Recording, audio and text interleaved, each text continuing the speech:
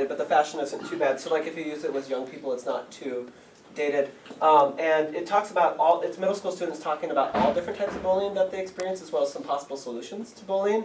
I'm going to just show you one chapter that's most related to what I'm talking about tonight, but they cover a broad range of topics. And I've used it in the classroom after classroom. It's a really good discussion starter. So.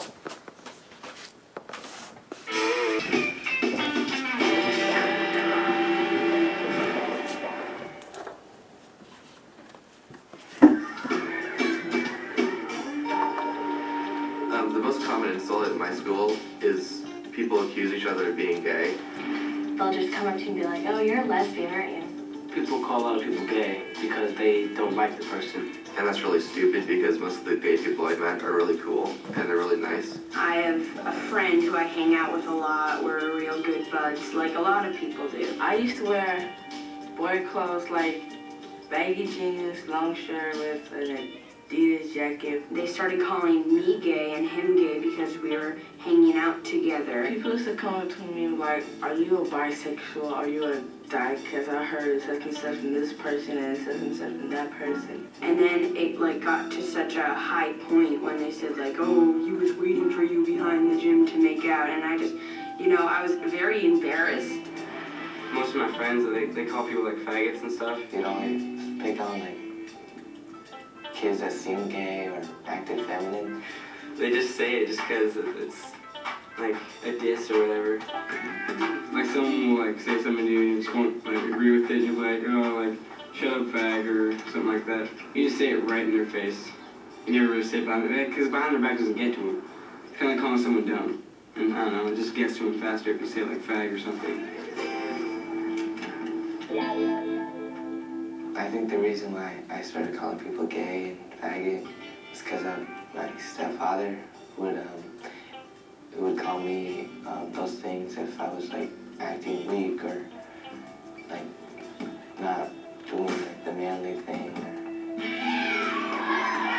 Look at the box. Look at the box.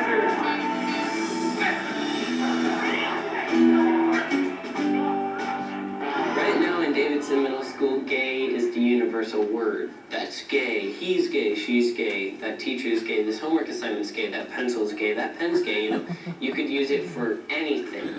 Sometimes people literally do mean gay, and sometimes people mean gay as in stupid.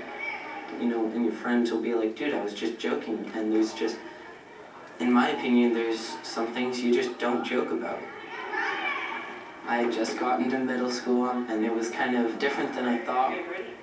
In 5th grade and all the grades below, nobody knew the S word or the F word or racial slurs or whatever. And then I got to middle school and it was like, whoa, probably the first week I was in school, I already got called like a faggot and dumbass and stuff like that, 50 times.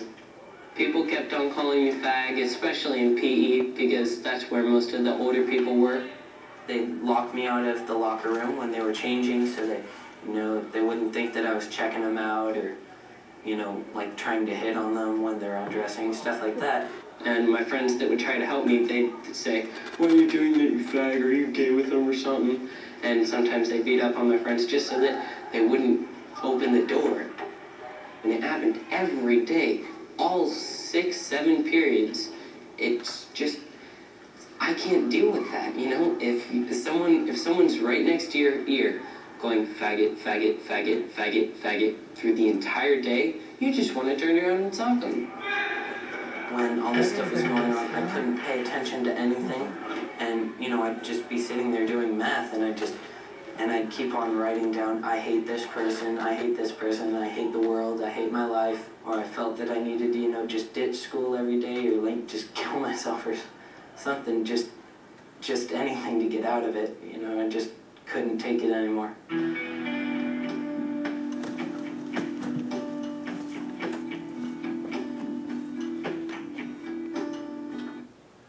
So we've got 15 minutes left. Any connections, like having done the photos, this man and woman box as well as the video, any connections or any moments where things are starting to fit together or things that you're noticing? Or connections that you're making? Is that a weird question to ask? I'm not Sure, and following what you mean, when I was Sure. subbing in the Sure. tech schools, Sure. kids would call each other and things gay. Mhm. And I just didn't get it. Yeah. I Sure. kept talking to them and asking them why they were doing that. Yep. And then they I would would guess most of the time, like, I don't know, I'm just saying it. So, Yeah. Yep. Mhm. Small vocabulary. Small vocabulary, yep. Hopefully they can expand it, which reminds Like me. I said, it was posters as well. interchangeable for So, student. yeah, one of the reasons that we started a project called Expand Your Vocabulary, which we have 2 posters. One is I just heard you say I just heard you say not so gay. Here's some, or I just heard you say that's okay. Here's some other words that you can say. We also have one that addresses the use of the word retarded or retard, although it's different because we worked with students who wanted something slightly different than our gay one. But like listening to these stories, I think about the way that we use anti-gay language to reinforce people, boys acting like men and girls acting like women, and how harsh and how harsh and the impact that has on our young people. It's like, that type of language, whether it's even about being gay or not, has a big impact on a lot of people. So I know oftentimes I hear comments that get made, whether it be about sexual orientation or race or gender or religion or all those different things, or ability. And sometimes I know part of being human is, especially growing up rural Iowa, raised in kind of a white Midwestern tradition, is to kind of be quiet or to not challenge and stuff like that. And one of the things in my adult life has been learning how to move past that hesitancy to say something, to actually saying something, because we know that people are hurting if those type of things get unchallenged. So I've learned about 12 years ago, I learned a tool from a group of high school students south of Madison. And it's really simple, and it's called Name It, Claim It, Stop It, Walk Away.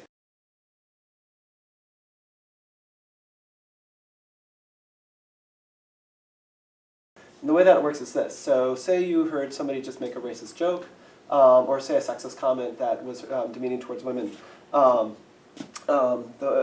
you heard that. So can I pick on you, Elva? Sure. So okay, so I just heard Elva make a racist joke. So I'm like, hey, Elva, that was racist, or that joke was hurtful to people of color. So one, I named it. I pointed out what it was. So the next part is claim it, and it's like, what, I have friends of color, or it's like, what, that's not funny, that's hurtful towards people. I somehow figure out a way to claim it. And I'm using language that I would use. It doesn't necessarily have to be what you would say. Then you put the expectation out to stop it, which is, hey, what, I don't want to hear that. So, or it's like, that's not funny to me, which is kind of putting that expectation to stop. And then the important part, and you don't necessarily have to walk away, but the walk away is to encourage us not to get in an argument and be like, well, that's racist, or that's not racist, or like, that's sexist, that's, it's like, what your job is to simply point out that that was a hurtful comment or behavior so that people recognize it. And people around you hear you say that as well. So, and it sounds really simple to do, but I can guarantee you the first time that something comes up, your heart will start to get nervous and stuff like that, and you'll probably say something like, bah! So, like, example, I was home for Christmas with my family, and my mom and my sister were like talking about, they somehow got onto the names, for different names, different cultures or racial groups have. And they were making jokes about it. It's like, oh, why do people have such goofy names? Or, And I'm like, well, they're only goofy because we're not familiar with them and stuff like that. So in my head, I'm like, in my heart, I'm like getting like, and then in my head, I'm like, and then the best that I could do is like, this is my Name It, Claim It, Stop It for that night. It was, you guys are horrible. So and that's the best that I can do, and it's family, and family's complex and challenging and stuff like that. But it was important that I say something, even if nobody was in the room that might have immediately been hurt, because there's sometimes going to be somebody in the room, or you never know, because it's like, what, they're saying things like about the youth that I work with, and they're making jokes about the families of the friends I have in Madison, and even though they're not in the room, I'm in the room, and I'm feeling hurt by that. So it's a tool that you can use. Name it, claim it, stop it, walk away. So practice with each other. Practice in front of a mirror. Practice with your family, because it can be really hot. So anyway, so by hot, I mean awesome. So, I guess I should ask, did anybody want to report back from or at least the conversations where people have good conversations about the information? I was nominated. What's that? Oh, okay. I was nominated So, for our sure. table. Okay, we were supposed to look at the the behaviors to avoid and come up with how to approach a parent. Uh-huh.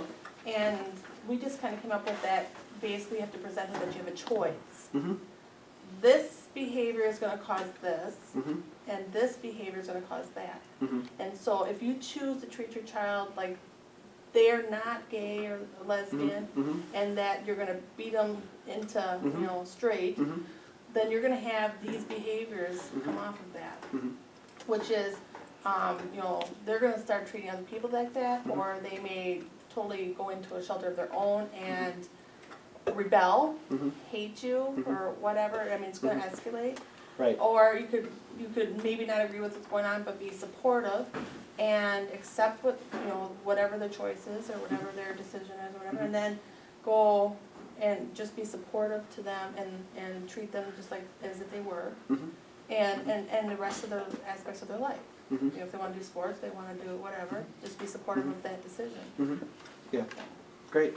So the thing I would add to that, and of course you weren't looking at the information or Right, whatever, right. but like you can also use the first few pages to point out here's like the mental health impact, the physical health impact, the use of controlled substances impact, or illegal drugs or whatever else have you. So people often I remember back in 2006 at the state capitol when people were arguing in favor of amending the state constitution to ban same-sex marriage or equal marriage. I heard senator and elected official after elected official as well as community members say it's like the gay lifestyle leads to promiscuous sex and lots of drugs and blah blah blah blah blah blah blah. What I like about this study is it's like you know what, if people get support, that's less likely to happen. So like when people say people are gay is an unhealthy lifestyle, it's actually the environment that they exist in that like contributes to that. So if they're not being accepted, if they're experiencing rejection, they're more likely to be engaged in that. So it's often seen as like it's inherent in the being, but it's actually a result of the culture of the community that they're involved in. So this table, did you want to report back or not report back or have some thoughts? Ours is basically to reduce your child's risk of health and mental health problems. It's just kind of like be supportive. Yeah. Basically, stand by them, ask your family to be Yeah. happy. Yeah, and one of the things in the report, and I've got one of the things I have for you is something that you can download. There was a video that I want to show you to stream online, but I couldn't get a good internet connection here. But if you go to the Family Acceptance Project, which is where this information is from, there's this great video, 15-minute video about a family. It's a family talking about particularly the father's movement from rejecting behavior and how that impacted his son in negative ways, to him moving to accepting behavior and how that opened up his son and lifted up his self-esteem. It's a great video, and it's like if you have the chance to watch it or to watch it with other families, especially if you work with families, it's a great video. The other thing about this research, what it acknowledged is that oftentimes for families that can be a certain degree of embarrassment, a certain degree of awkwardness, a certain degree of shame, or sometimes some good intentions about, I want to do something that helps you fit in with your heterosexual peers, and so I'm going to, try to keep you from being with other young gay and lesbian people, or, I don't want you to talk about these issues at home, or I'm going to encourage you to hang out with straight folks.